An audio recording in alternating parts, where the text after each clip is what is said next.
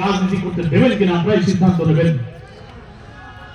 এত রক্তের পরে আমরা যে নতুন বাংলাদেশ, নতুন স্বাধীনতা, নতুন বিজয় আমরা অর্জন করেছি, দেশে অন্তর্বর্তীকালীন সরকার প্রতিষ্ঠিত হয়েছে। আমরা সেই সরকারকে কথা দিয়েছি যত দ্রুত সম্ভব পুলিশ অ্যাডমিনিস্ট্রেশনের রিফর্ম করুন, civil administration, election commission, judiciary, ন্যূনতম কিছু সংস্কারের মধ্য দিয়ে অতি অল্প সময়ে একটি ক্রেডিবল, একটি ফেয়ার, একটি পার্টিসিপেটরি, একটি ইনক্লুসিভ ইলেকশন দিয়ে নির্বাচিত জনপ্রতিনিধিদের সাথে ক্ষমতা হস্তান্তর করুন।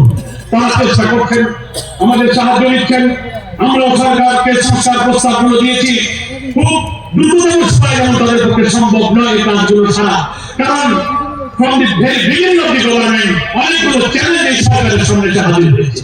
তারা পাল্টা প্রতিনিধিত্ব করতে চেয়েছিল, তারা জুডিশিয়াল কু করে প্রধান বিচারপতি ফুল কোর্ট মিটিং করে সরকারকে অবহিত করতে চেয়েছিল। তরুণ ছাত্র সমাজ এবং জনগণ হাইকোর্ট ঘেরাও করেছি, দলবাদ বিচারপতিদের পদত্যাগ দাবি করতে বাধ্য করেছে। তারা বিদায় নিয়েছে। আনসার কাণ্ড, জনপ্রশাসনের অস্থিরতা, হিন্দু ভাইয়েরা শান্তিতে নেই কথা বলে একটি প্রতিবেশী দেশকে খুশি করার জন্য অরাজকতার ষড়যন্ত্র, এই সব চক্রান্ত কিন্তু এই সরকারের বিরুদ্ধে করা হয়েছে। 3 মাস বয়স হয় এই সরকার, এত অশান্তির জায়গাকে শৃঙ্খলার মধ্যে আনা একটু সময় লাগে। কিন্তু তাড়াহুড়ো করে অনেকে বলে এখনই ভোট হোক, আরে বলে এখন ভোট হলে তো সেই ভোটই হবে। এই পুলিশ, এই প্রশাসন, এই সচিব, এই ওসি, এই ডিসি, এই এসপি যদি এরকম থাকে, সেই নির্বাচন কি হতে পারবে? পারবে না। ওই রকম নির্বাচন হবে। তাই না খুব সংক্ষিপ্ত, না খুব লম্বা, গ্রহণযোগ্য সময়ের মধ্যে একটা নির্বাচন আমরা চেয়েছি এবং আমরা সেই নির্বাচন সুস্থ হওয়া পর্যন্ত ধৈর্য ধরবো এবং এই সরকারকে অপেক্ষা করবো। এবং আমি বিএনপি ফ্যাসিবাদ বিরোধী আন্দোলনের যত রাজনৈতিক দল ছিলেন, আরে মোলামা ইসলামপন্থী সকলের কাছে আমি আহ্বান জানাই যে আমরা আওয়ামী ফ্যাসিবাদের বিরুদ্ধে এক দফা আন্দোলনে যারা মাঠেছিলাম, আগামী নির্বাচনে ওই আওয়ামী ফ্যাসিবাদের দোষকদেরকে রাজনৈতিক ভাবে ময়দান থেকে বিদায় করতে গেলে আমাদের মতো ওই ঐক্যটি জাতীয় ঐক্য গড়ে তুলতে হবে। জাতীয় ঐক্যের সমঝোতার ভিত্তিতে একটি নির্বাচনের মাধ্যমে জনমতের মধ্য দিয়ে কেবল আওয়ামী লীগকে প্রত্যাখ্যান করা সম্ভব। সেদিকে এই জাতি এগিয়ে যাচ্ছে, আপনারা এগিয়ে আসবেন। এই ফুলতলা ডুমুরিয়ার সন্ত্রাস দমন আর উন্নয়নে আপনাদের ভোটে নির্বাচিত হয়ে 5টি বছর সময় পেয়েছিলাম। আমি আমার জীবনের অনেক ঝুঁকি দিয়ে ওয়াদা করেছিলাম, রাস্তাঘাট সন্ত্রাস দমনে আমি অঙ্গীকারবদ্ধ থাকতাম ছিলাম। আমি বলেছিলাম একটা টাকা হারাও আমার ফলতুমের দিকে যাবে না, আমি সরকার থেকে যা আনতে পারবো তা দিয়ে আমি উন্নয়ন করবো। নির্বাচনের পর আমি আপনাদের কাছে সেই সত্য প্রমাণ করেছি। কেউ বলতে পারবেন না জনগণের উন্নয়নের জন্য যা করেছি তা করেছি, কিন্তু একটা টাকা হারাও কোন কাজের বিনিময়ে একটা টাকাও কারো কাছ থেকে খাইনি। মিল ডাকাতিয়ায় অধিবর্ষণজনিত জবাবদ্ধতায় আমি মন্ত্রণালয়, সচিব, শেষ কর্তৃপক্ষ, ডিসি, ইউএনও, এসপি দফায় দফায় মিটিং করেছি। আমার অনুরোধে ভোলা বরিশাল থেকে পাম্প মেশিন আনা হয়েছে, রেলিং করে কিছু খাল নিষ্কাশন করে পানি খাওয়ার চেষ্টা করা হচ্ছে। শুকনা মৌসুমে সমস্ত সুইচ গেটগুলো আমি পরিষ্কার করতে বলেছি।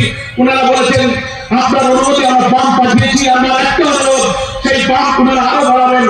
মন্ত্রণালয় থেকে আমার সাথে যোগাযোগ করা হয়েছে, আর কি চান বিল ডাকাতিয়ার জন্য আমরা সেটা করতে রাজি আছি। আমরা ইউএনওদেরকে দায়িত্ব দিয়েছি, একটা প্রকল্প যাচ্ছে। এটা ছোটখাটো সমস্যা নয়, বিরাট সমস্যা। হাজার হাজার কোটি টাকার একটা মহা পরিকল্পনা প্রয়োজন, সেটা সরকারকে গ্রহণ করতে হবে। একসঙ্গে না হলেও নির্বাচিত সরকার আসলে বড় করে করবে, কিন্তু এখন আপাতত এই সমস্যার জন্য অন্তর্বর্তীকালীন সরকারকে আমি অনুরোধ এবং দাবি করেছি। ফুলতলা ডুমুরিয়াবাসী, আমি এই পানি নিষ্কাশন করতে যে পাম্পগুলো এসেছে সেগুলো চালাতে গেলে যে বিদ্যুৎ লাগে। আমি পাওয়ার ডেভেলপমেন্ট বোর্ড, পল্লী বিদ্যুৎকে অনুরোধ করেছি যে আপনারা কৃষকের জন্য বিদ্যুৎটা আপনারা ফ্রি করে দেন, না কিন্তু পাম্প চালাবে কিন্তু। এই সব চেষ্টায় আমরা আছি। এখানে ফুলতলায় জামাত ইসলামী মিছিল করেছে, মানববন্ধন করেছে, ডিসির সঙ্গে ডেপুটেশন দিয়েছে, আন্দোলন করে সবকিছু আমরা করেছি। ফলে আমরা আপনাদের সঙ্গে আছি।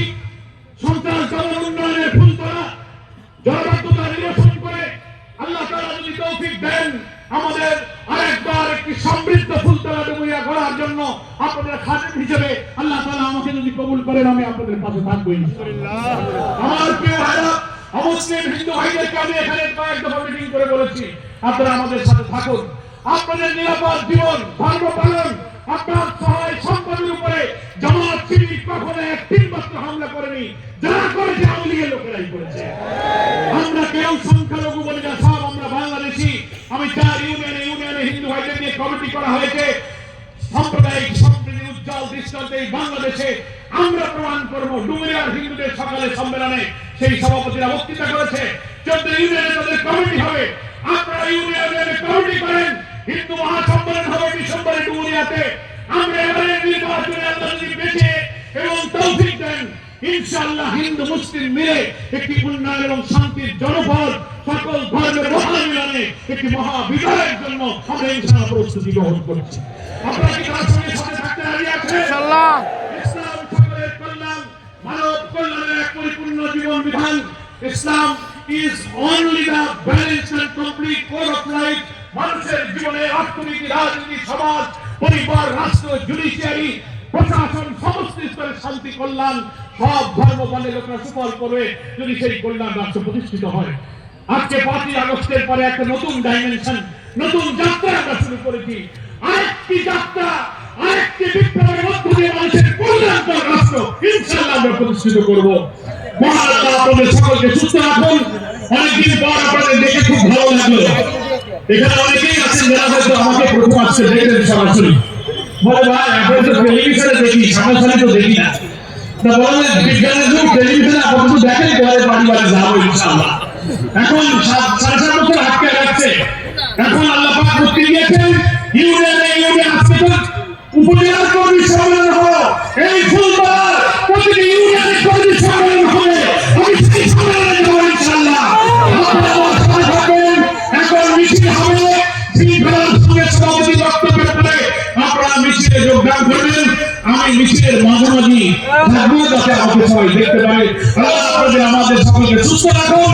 বাড়িতে আমাদের পিতা মাতা, স্ত্রী, সন্তান, ভাই বোন যারা আসতে পারেনি সকলের কাছে আপনাদের মাধ্যমে আমার সালাম এবং দোয়া দরখাস্ত পেশ করছি।